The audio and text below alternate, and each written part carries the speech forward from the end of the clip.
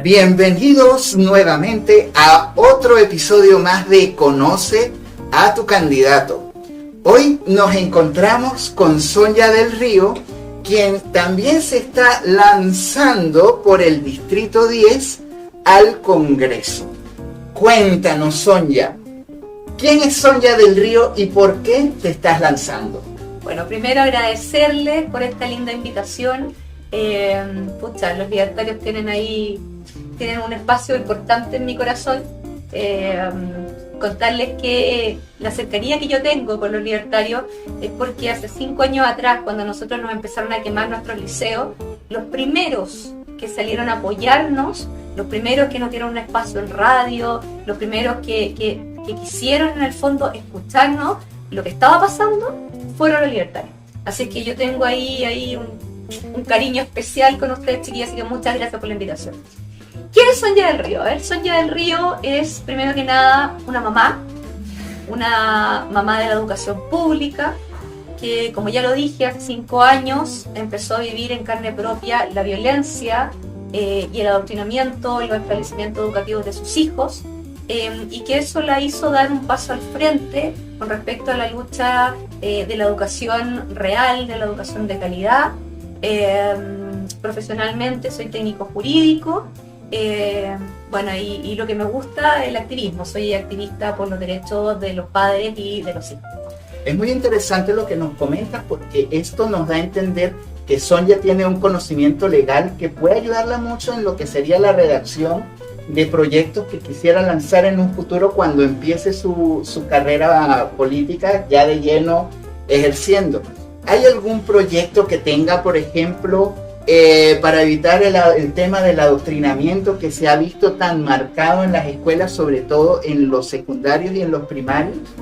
Así es, de hecho, hace, si no me equivoco, unos 3 años atrás, Marcela Cubillos estaba presentando un proyecto que justamente sancionaba de forma drástica el adoctrinamiento en las aulas de clase. Lamentablemente no se le dio curso ni siquiera a la discusión, porque obviamente a la izquierda no le convenía, ¿cierto?, que esto ni siquiera se discutiera. Así es que una de las primeras cosas que yo quiero hacer cuando llegue al Congreso Nacional es retomar la idea esencial de un proyecto de ley que sea drástico en sancionar el adoctrinamiento y ejemplificador para los profesores que adoctrinan. Porque la verdad es que el adoctrinamiento en el fondo es una forma de violencia. Es a la altura de la violencia intrafamiliar. Jugar con la mente de los niños, meterte en la mente de los niños, convertirlos en personas agresivas, sacarlos a las calles en procesos revolucionarios, es realmente una vulneración de derechos fundamentales. Así es que esa es una de las cosas que yo quiero trabajar muy fuerte desde la Comisión de Educación, que es uno de los focos principales que yo tengo. O sea, la Comisión de Educación es mi norte, porque desde la educación se trabaja todo lo demás. Hablemos también acerca del tema, por ejemplo, el emprendimiento, sobre todo el emprendimiento en los sectores más humildes. Inclusive el emprendimiento en la casa, con las familias, con de repente esta señora ama de casa que decide hacer algún emprendimiento, algo. ¿Tiene alguna propuesta para este grupo? Mira, la verdad es que yo creo que acá estamos súper al debe con el proceso de la digitalización. Yo conocí en las campañas que he hecho muchas dueñas de hogar que no se manejan con el proceso de la tecnología, por lo tanto no pueden avanzar en sus proyectos porque realmente no llegan al mínimo que se necesita para entender. Muchas no saben manejar, por ejemplo, el Excel. O sea, yo creo que ahí el tema de la tecnología es algo que nosotros tenemos que trabajar súper fuerte, y sobre todo con la gente mayor. La gente mayor hoy día se está quedando fuera de muchos procesos porque realmente no ha llegado la tecnología a sus casas, y yo creo que eso es algo que nosotros tenemos que saber trabajar con ellos. Entonces estaríamos hablando de un proceso de acercar mucho más la tecnología a la gente. Y estaríamos hablando, por ejemplo, en materia fiscal, ¿hay algún proyecto, por ejemplo, tal vez para reducir la carga fiscal? ¿Existe alguna iniciativa, por ejemplo, del lado de ustedes? Cuéntenos. Mira, la verdad es que tú sabes que esas son materias que corresponden al presidente, pero nosotros, en el Partido Republicano, estamos absolutamente alineados con bajar los impuestos, con eliminar las contribuciones y con eliminar los impuestos específicos. Así es que en el fondo todas esas materias de ley que nuestro presidente, porque yo sé que José Antonio Kast va a ser presidente de Chile, nuestro presidente va a presentar todas esas iniciativas y nosotros vamos a tener un congreso fuerte que va a poder respaldar esto. De hecho, yo hace poco firmé un compromiso con Ciudad Austral para comprometerme a no subir impuestos y a tratar de bajar todas aquellas cargas tributarias que se puedan. Con respecto, por ejemplo, al área del emprendimiento sustentable, ¿tienen alguna propuesta en ese sector? Sí, la verdad es que, a ver, las propuestas de José Antonio Kast son súper buenas, pero también son paulatinas. Hay que tener ojo, porque en el fondo cuando tú dices ya vamos a, por ejemplo, erradicar todas las termoeléctricas, no sé qué, el tema del carbón, ¿cierto? Él es súper cuidadoso y yo sigo sus palabras en que nosotros tenemos que ir haciendo esto de forma paulatina para no afectar el día a día de la gente. Entonces, cuando nosotros queremos cambiar por vías más sustentables, ¿cierto? Los recursos que hoy tenemos y la forma que tenemos de generar energía, tenemos que también ser capaces de hacerlo de una forma en que no afectemos que una familia se quede sin luz, ¿cierto? Porque en otros países de repente se han acelerado mucho en el proceso y eso al final ha perjudicado la calidad de vida de las personas. Así que es un proyecto a mediano y largo plazo muy interesante que yo creo que ustedes todos deberían verlo. Yo los invito a que vean completamente el programa de José Antonio Kast porque está súper bueno y en materia sustentable realmente está muy bien diseñado. Y bueno, perdona, pero la Isquia diría que en salud también. Pasando etapa. El viajero del tiempo. Bueno, volviendo al tema de la campaña, yo quería preguntarle otra cosa con respecto al tema de la familia. Hay algunas iniciativas, por ejemplo, para mejorar, digamos, la seguridad de la familia, para mejorar tal vez la calidad de vida de estos hogares. Cuéntenos algo de eso. Mira, hay, dos partes que pareciera que están como medias disasociadas, porque en el fondo yo soy en esencia bastante conservadora, entonces en el fondo mi prioridad es propender a la familia bien constituida, porque nos dicen las estadísticas que los países con las familias mejor constituidas son realmente las sociedades que mejor funcionan. Es dentro del núcleo de la familia donde se producen todos estos conceptos de valórico, de sociedad civil, ¿cierto? Toda esta capacidad cívica se produce al interior de la familia. Si tú tienes familias muy débiles en una sociedad, lo más probable es que tengas muchas problemáticas sociales en el país. Entonces, por un lado hay que fortalecer a las familias, hay que propender a que sea un núcleo sólido y bien organizado y bien cuidado por el Estado. ¿En qué sentido? De forma subsidiaria, por supuesto, las familias tienen que tener todos los derechos de ser autónomas, de tomar sus decisiones, pero también necesitan que, en el caso que estas familias requieran algún apoyo de forma subsidiaria, lo reciban como corresponde. Ya, eso hoy día no pasa mucho. Nosotros vemos más que se hacen intervenciones, pero son intervenciones más bien totalitarias y no de apoyo, no de apoyo sustentable dentro de estos proyectos. Y por otro lado, de repente me dicen, oye, pero es como raro porque por un lado hablas de la familia y todo, y después saltas a otro punto que pareciera muy extremo, ¿cierto? Que es la autodefensa. ¿Por qué? Porque yo defiendo a la familia y sé que, sobre todo hoy en Chile, tenemos que ser súper honestos, el Estado de Derecho está absolutamente vulnerado. Nosotros necesitamos tener el derecho a defender a nuestras familias al interior de nuestras casas. La verdad es que este último tiempo yo me he interiorizado mucho en el concepto de la autodefensa, porque yo creo que las familias tenemos que defenderlas de forma completa, ¿cierto? Y me he dado cuenta que en un país en el que está muy vulnerado el Estado de Derecho, las familias tienen la potestad de defenderse. Por lo tanto, empecé a investigar, se comunicó conmigo la DDA, que es una ONG sí, que está a favor de la tenencia responsable de las armas. Y nos pusimos a conversar y yo me di cuenta que en materias de seguridad y en materias de autodefensa estamos retrocediendo en lo que es darle a la gente la capacidad de defenderse en sus hogares. Por ejemplo, me contaban que el día de hoy, si tú tienes un arma debidamente inscrita como corresponde y cumples con todas las potestades de la ley, en tu domicilio tienes que tenerla dentro de una caja fuerte. Y aparte, la munición tiene que estar aparte del arma. Entonces yo me pregunto, cuando llega un ladrón a tu casa, tú le vas a decir, espérame un segundo porque voy a ir a sacar el arma de dentro de la caja fuerte y espérame que lo voy a cargar para poder defenderme. Entonces, de verdad, me pareció una locura. Y fui a conocer un polígono de tiro, ha sido bastante interesante y bastante entretenido el tema. Y son lugares sumamente seguros. Si tú ves las estadísticas, por ejemplo, en el distrito 10, en el que yo voy, hay cerca de 83.000 familias con armas. ¿Qué te dice eso? Que la gente no está en contra de las armas, como la izquierda trata de hacer creer. La izquierda te dice, no, la gente no quiere armas porque las armas son violentas. No, las armas no son violentas. Las personas pueden llegar a ser violentas, sí, pero las personas que tienen tenencia responsable de armas no ocupan esas armas de forma indiscriminada. De hecho, no hay, por ejemplo, en los polígonos de tiro hace más de 90 años ni siquiera un solo accidente. Entonces, tú te das cuenta que es la gente más segura y más profesional que puede existir, la que realmente tiene sus armas inscritas. Acá los delincuentes son los que con sus armas no inscritas y que no las fiscalizan, son los que finalmente deberíamos estar atacando y no a las familias que se quieren defender. Efectivamente, y esto nos lleva a otro punto bien interesante. Con respecto al sistema judicial, ¿qué nos puede comentar? ¿Tiene alguna propuesta?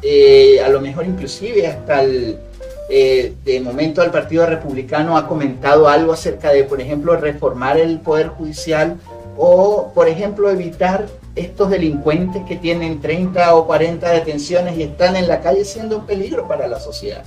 Sí, mira, la verdad es que la reforma procesal penal vino a generar un cambio hipergarantista que hoy solamente le sirve a los delincuentes y no a las personas de bien. Por lo tanto, yo creo que ese es un análisis profundo que tenemos que hacer. Yo creo que estamos al debe con una reforma importante al Poder Judicial, específicamente en la materia penal, para que de una vez por todas los delincuentes no tengan esta puerta giratoria.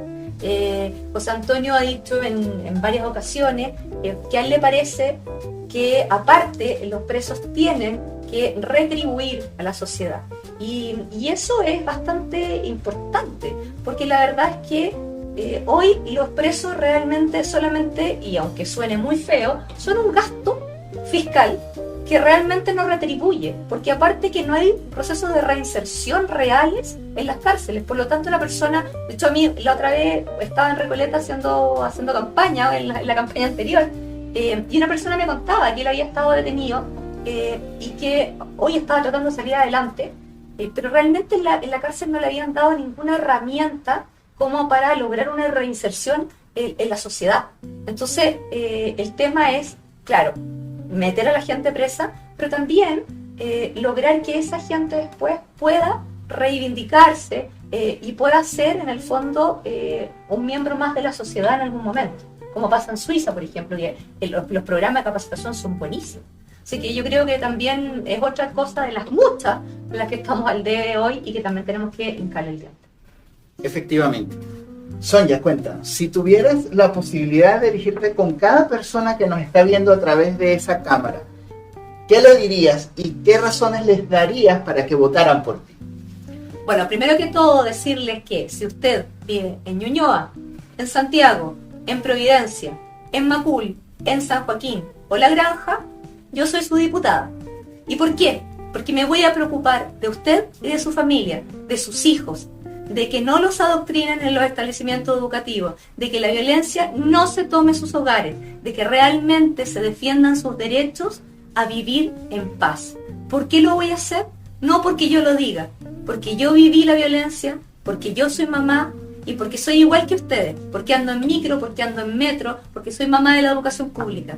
Así es que si ustedes quieren personas reales, que más que hablar, hacen, búsquenme en mis redes sociales. Sonjita Rockstar, perdonen, es un poco oficial, pero era de antes de la campaña. Sonjita Rockstar en Twitter, del Río Sonja en Facebook y en Instagram. Ahí van a ver que esto no viene de ahora. Hace 5 años ya que estamos dando la pelea. Nosotros no somos de los que hablamos, somos de los que hacemos. Así que si les gustan las personas que hacen más que lo que hablan, yo soy su diputada. Excelente, Sonja. Pero ya va, un momento. Esto no termina aquí porque este programa continúa. Ahora vamos a un minuto bien interesante porque tenemos una persona de la generación Z que te va a hacer varias preguntas. Vamos a ver qué tal nos va en ese escenario. ¡Qué miedo! ¿La que me dijo señora? No, bueno, ya vamos a ver. Excelente. Entonces vamos a una pausa y regresamos en un momentito. Buenas tardes, Sonja, muchas gracias por venir. Muchas gracias por invitarme. Bueno, y te quería hacer una pregunta súper actual. ¿Qué opinas sobre la situación actual de la Convención Constituyente? Bueno, la verdad es que la constituyente, así como lo estamos diciendo que debería ser una convención, finalmente un proceso constituyente que se ha vuelto absolutamente totalitario, ¿cierto? Tomado por un cierto grupo ideológico que no está representando los valores de toda la sociedad ni tampoco los intereses de la sociedad. Sin ir más lejos, por ejemplo, yo no sé si la gente sabe, y es bueno que se enteren, hace algunas semanas se decidió dejar afuera del proceso constituyente el derecho preferente de los padres a educar a sus hijos. Eso es absolutamente totalitario y absolutamente fuera de todo tratado internacional. El tratado de los derechos del niño, de los derechos humanos, establece que las familias y que los padres tienen el derecho preferente a educar a sus hijos y tomar decisiones tanto valóricas como educativas con respecto a ellos. Entonces, más encima, están pasando a llevar no solamente la legislación vigente, sino que los mismos tratados internacionales que ellos dicen defender supuestamente. Entonces yo me pregunto, ¿dónde están ahí los derechos humanos explicándole a estos señores que se están pasando por encima todas las normas, no solamente chilenas, sino que internacionales, que supuestamente ellos reivindican? Así que la verdad que a mí me parece que el proceso constituyente es una broma de muy mal gusto y que gracias a todo lo que están haciendo hoy, yo le agradezco a la tía Pikachu, de verdad, le agradezco a ella, le agradezco a Bade porque nos están haciendo la pega de forma fantástica. El rechazo de salida yo creo que tiene que ser contundente porque de acá no va a salir nada. Y una sobre algo que vi hoy día, sobre también la convención. Una constituyente se sacó sus prendas superiores, todo completamente. Si no me equivoco, ella tuvo cáncer de mama y tenía algo escrito acá. Más allá de todo lo que dijo, ¿qué opinas sobre el hecho de haberse presentado así? Mira, la verdad es que yo creo que nosotros para reivindicar no solo los derechos de la salud, sino que los derechos de las mujeres, no tenemos necesidad de hacer ese tipo de cosas. Yo creo que eso está muy mal enfocado. Yo creo que si tú quieres en el fondo trabajar tanto por la salud, por la dignidad humana y por las mujeres de Chile, tienes otros mecanismos. Y esos mecanismos pasan por procesos legales concretos y por políticas públicas concretas. En el caso, por ejemplo, me voy a ir a un caso muy específico de la violencia intrafamiliar en el ámbito de la mujer. Hoy en día las mujeres salen una vez al año, ¿cierto?, a las calles a destruir, porque no salen a marchar, salen a destruir, rompen, queman, ¿cierto?, reclaman, gritan, hacen manifestaciones violentas, lo que no ayuda en nada a disminuir la violencia intrafamiliar. De hecho, todos estos procesos lo que han hecho finalmente es agravar esto. Las estadísticas dicen que cada día hay más violencia intrafamiliar. Por lo tanto, yo me pregunto, ¿cuándo vamos a dejar de hacer show y nos vamos a dedicar a generar políticas públicas claras para mejorar la vida de las mujeres?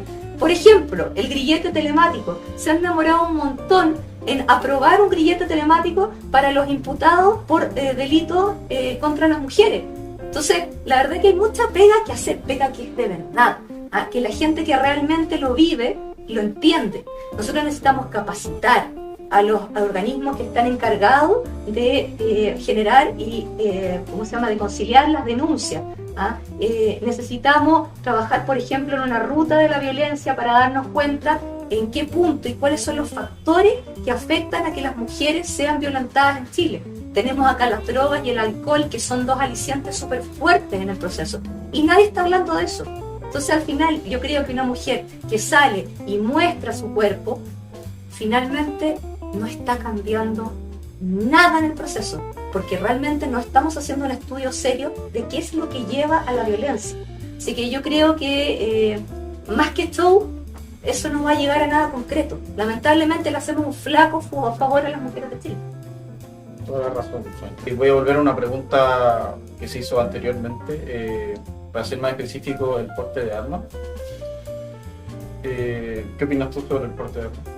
Mira, la verdad es que en los países en que se libera el porte de armas, teniendo procesos rigurosos, ¿cierto?, de certificación, ha bajado la cantidad de delincuencia, y yo creo que es súper importante que nosotros tengamos una visión más periférica de eso. Aquí en Chile el porte de armas está sumamente regulado, hiperregulado. De hecho, me contaba una de las personas de la DDA que justamente tenía derecho a porte y de forma arbitraria en algún momento llegaron y se lo quitaron, pero sin dar ningún tipo de explicación. Entonces, si tú ves, lo mismo que decíamos de las estadísticas anteriores que yo comentaba, los accidentes con armas que están registradas, porque hoy quizás tú no tienes el porte, pero si tienes un arma en tu casa, perfectamente quizás podrías salir a la calle y generar algún tipo de situación violenta. Y eso no pasa en Chile. Entonces, la verdad es que yo creo que nosotros necesitamos trabajar en una tenencia y en un porte responsable de armas, avanzar en eso, porque la verdad es que en Chile, pucha, la delincuencia cada día está más desatada. Así que, y otro tema importante que a mí me gustaría abordar y que me parece insólito, es que en la Comisión de Defensa no se escucha a los expertos. ¿Qué significa eso? Que hay una cantidad enorme de expertos nacionales e internacionales que han tratado de dar su testimonio en la Comisión de Defensa a las personas que están ahí, que en el fondo son parlamentarios que no tienen idea de lo que son las armas, ni idea de las estadísticas, y no los dejan. Y otra cosa súper interesante, no hay absolutamente ninguna mujer en la Comisión de Defensa.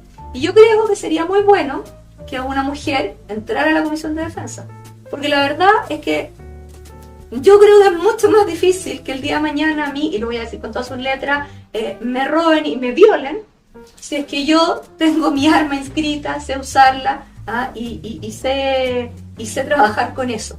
Así que yo creo que sería interesante que las mujeres lleguemos a la Comisión de Defensa también. Y creo que por ahí también va mi norte. Va a la razón. Bueno, eso sería todo. Muchas gracias por tus preguntas. Sonia, muchísimas gracias por haber venido a participar en este segundo episodio de Conoce tu Candidato. Les recordamos lo importante que es esta elección y que el futuro de Chile lo decide todos y cada uno de ustedes, que puedan participar y puedan ir a las urnas a expresar sus opiniones. Sonia, ¿alguna idea final para cerrar este episodio que quieras compartir con la audiencia para ya despedirnos? Solamente decirles que se atrevan a defender Chile, que se atrevan a defender la libertad y que se atrevan conmigo también. Así es que si estás en el distrito 10, Santiago, Ñuñoa, Providencia, Macul, San Joaquín, La Granja, yo te voy a defender. Atrévete. Muchas gracias. Nos vemos en el próximo Conoce tu Candidato. Hasta luego.